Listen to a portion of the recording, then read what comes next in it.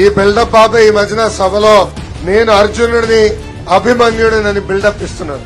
కానీ వాస్తవంగా ఈ జగన్ ఒక సైకో, ఒక భస్మాసురుడు. ఇతర దేశాల్లో సద్దాం హుసేన్ గురించి విన్నామే, అలాంటి వ్యక్తి ఈ జగన్. జగన్ కి రంగులన్నా బొమ్మలేస్తామన్నా బాగా ఇష్టం.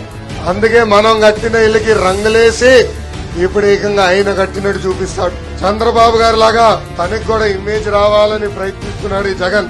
కానీ అది సాధ్యం కాదు. ఎందుకో తెలుసా? జగన్ అంటే జైలు, బాబు గారంటే ఒక బ్రాండ్.